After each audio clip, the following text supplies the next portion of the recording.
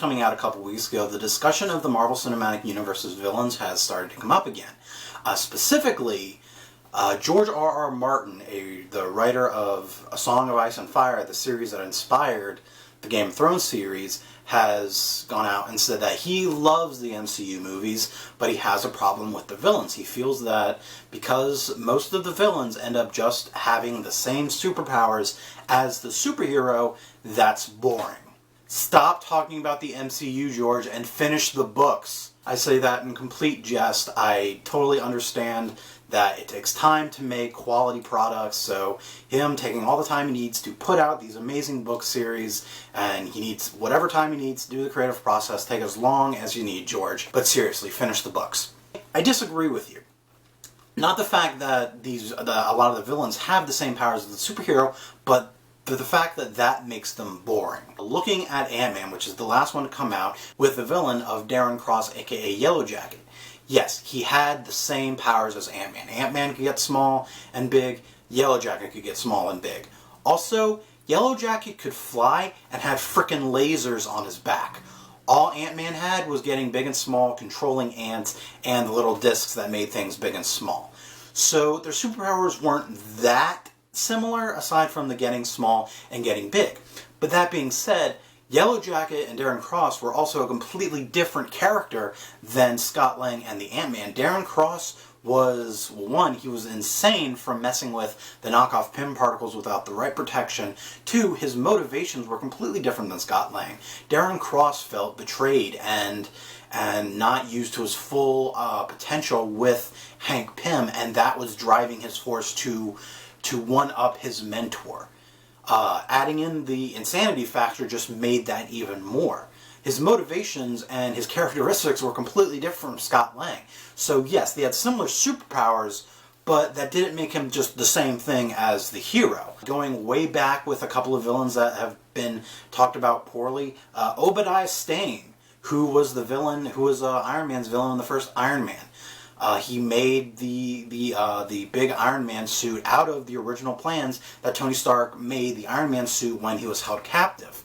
Again, yes, he made the same Iron Man suit that Tony Stark did with his own, and he added his own adjustments to it, making it bigger and more badass. But Obadiah Stane was still a much different character and villain than Tony Stark's Iron Man superhero. Tony Stark made the Iron Man suit for survival. He went up against the 10 rings, destroying the terrorist cells, to finally hold himself accountable for the mistakes of his past and the mistakes of his company that were made by Obadiah Stane. Obadiah Stane made the suit because it was an amazing weapon that he could sell and make money off of, and he wanted to kill Tony Stark so that he could have the controlling interest in Stark Industries. So again, yes, they had the same Iron Man suits, but again, they weren't the same characters, so I didn't find that boring. Going to the movie that was right after that, Incredible Hulk, Abomination. Everyone says that, oh, Abomination was just basically bad Hulk. No, he wasn't. Abomination was Emil Blonsky. Emil Blonsky was a soldier who wanted power. Not power of authority, but power as in strength. He wanted to be the strongest fighter. That's what he wanted. That's what drove him. He wanted to fight the Hulk, to beat the Hulk, to prove that he is the strongest. That's why he did the gamma radiation experiment. That's why he became the Abomination. And when he became the Abomination, he retained his personality and his drive and his goals and his motivations to fight the Hulk and beat the Hulk and be the strongest. The Hulk does not have those motivations, doesn't have those characteristics. Emil Blonsky and Abomination are the same person. They're the same character.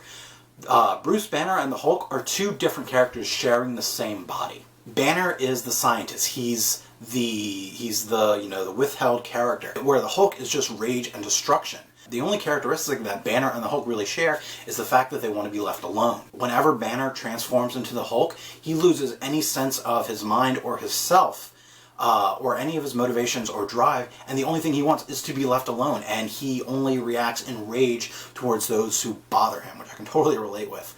But he does not have drives or emotions aside from just being left alone. in Incredible Hulk and in any of the other movies he's been in, he had to basically be pushed and pointed in the direction to protect people, to fight the bad guy.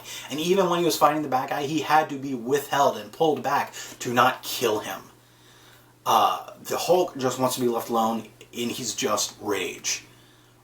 He has no motivations to be the strongest or be the best. He wants to be left alone. Whereas Abomination / Emil Blonsky had those motivations, had that drive. So yes, they were similar in strength and build and power, but motivation and characteristics were completely different.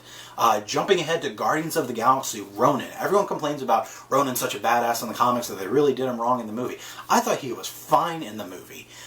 He was a very simple villain in the fact that he had one goal. He had his one drive and one motivation, and he played that strength. He was a Kree. He was born into this war between the Kree and the Xandarians, and that's all he knew. That was the war that his father was born into, his father's father, his father's father's father.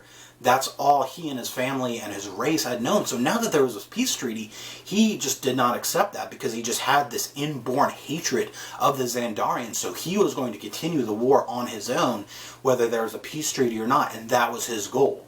He wanted to destroy Xandaria. So I don't see that as a weak characteristic. I find that as a very strong characteristic because he showed that. He showed that and he acted on that. That was his characteristic.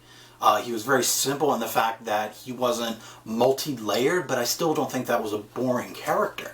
The only problem I've had with the Marvel villains, most of them are just one-shots, and that's something I'll agree with the argument, is that that most of the villains in the Marvel Cinematic Universe have just been one-shots. They were in the one movie, and that was it. If you look at the characters and villains that in the MCU that people have liked a lot more, you got Loki, you've got Bucky Barnes, the Winter Soldier. You have Wilson Fisk, Kingpin from Daredevil. All of these characters, the thing that they have in common is they've been in at least more than one movie or episode because they've had time to be fleshed out. Loki has been in 3 movies. He's been integral parts of 3 movies. So you've had 3 movies to get to know Loki as a character, to see his different levels, and they've done a great job with Loki. He's probably the best villain, in my opinion, in the Marvel Cinematic Universe. But we've had an opportunity to really, really, really get to know him. The same with, not so much with Bucky Barnes, the Winter Soldier, but we've still had more time to get to know him. He was Bucky Barnes, and then he became the Winter Soldier, but we've seen the 2 sides of his character.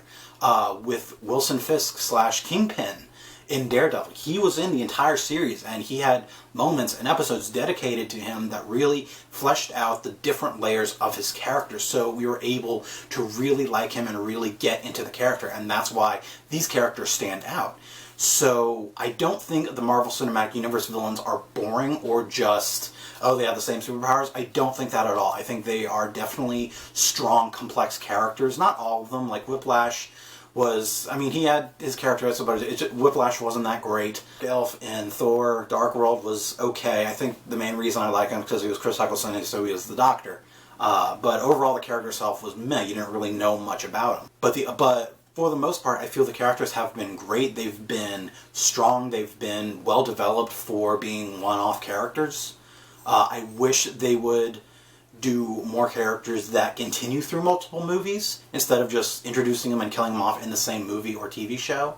I would definitely like to see more of that. That's probably my only critique that I really have in general for the Marvel Cinematic Universe villains. With saying that the villains are boring because they have the same superpowers as the hero, yes, they have the same superpowers as the hero, but they also have completely different characterization and motivations than the hero. I mean, if you're looking at villains just based on their superpowers, then yes, that's going to be boring. Because not every character is the Joker against Batman, who are so opposite yet so alike, and just the Batman and Joker have an amazing hero-villain relationship. That's an entirely different video.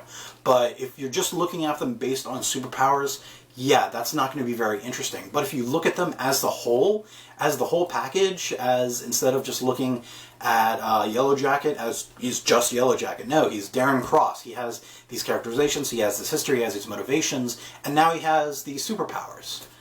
Then that's going to make them more interesting. That's going to make them a lot more relatable. That's going to make them a lot better. So aside from that, the only way I see making the villains better and for more people to like them is to stop doing one-off villains and have villains continue throughout, or bring villains back and have them in multiple things. But for the most part, I like the Marvel Cinematic Universe villains. Remember, if you comment on this video or any of the other videos in July, you enter for a chance to win a Mad Moxie Funko figure from the Borderlands franchise. So comment on this video or any other video in July. What do you think of the Marvel Cinematic Universe villains? Let me know in the comments. Like the video, share the video around, and subscribe to my channel so we can geek out some more. Thanks for watching. So Captain America, Thor, Hulk.